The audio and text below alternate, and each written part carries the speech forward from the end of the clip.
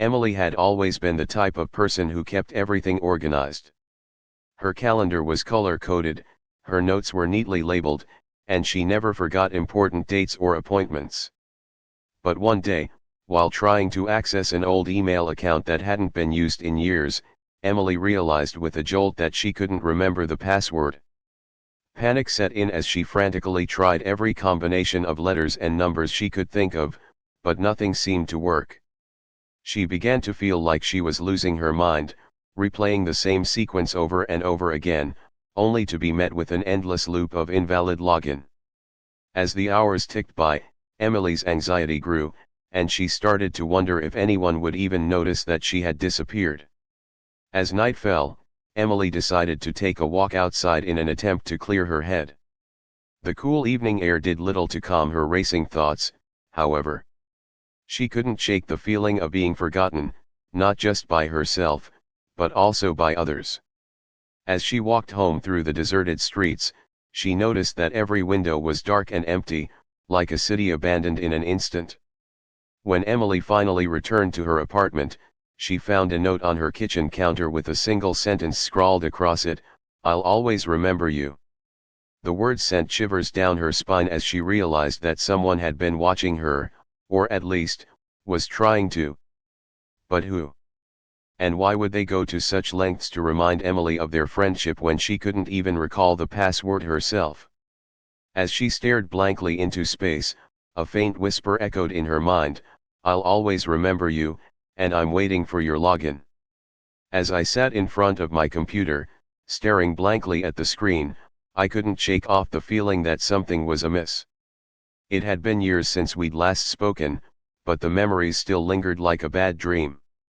My friend Emily and I had grown up together, exploring our small town's woods and sharing secrets in hushed tones. But now, as I tried to log into my old email account, I realized that I couldn't remember her password. Not just any password, it was the one we'd agreed upon all those years ago, a silly combination of our favorite childhood movie quote, "You're gonna need a bigger boat," and the first letter of each other's names, EM. It had been so long since I thought about it that I couldn't even recall what my own password was. Panic began to set in as I frantically searched for scraps of paper, receipts, or any other clue that might lead me back to our shared secret. As the minutes ticked by, a sense of unease crept over me. It wasn't just about remembering passwords, it was about confronting the fact that we'd lost touch. The more I thought about Emily, the more I realized how much I had taken her for granted. We used to be inseparable, but now she seemed like a ghost from my past, someone I could only remember through faded photographs and half-remembered conversations.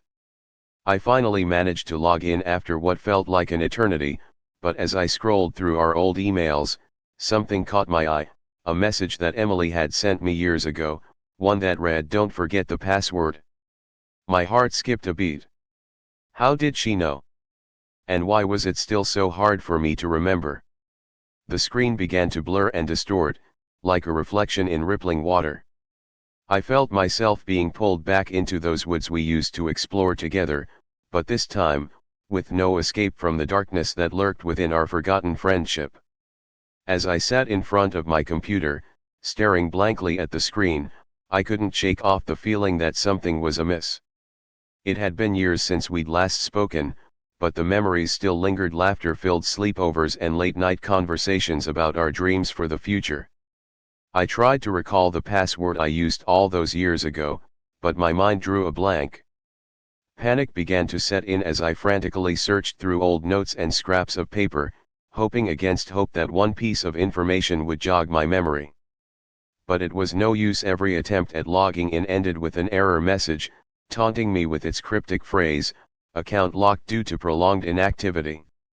As the hours ticked by, I became increasingly agitated, feeling like a part of me had been left behind, forgotten and abandoned. The screen seemed to mock me now, displaying my old profile picture, one that showed two carefree friends, beaming with joy. But where was she? Had life taken her far from our small town, or had I simply pushed her away? Suddenly, the computer beeped, signaling an incoming message on a long-abandoned chat room we used to frequent. My heart skipped a beat as I hesitated for a moment before opening it, and what I saw made my blood run cold. I'm still here. The words seemed to sear themselves into my brain, echoing the memories of our forgotten friendship like a haunting whisper in the darkness. And then, everything went black.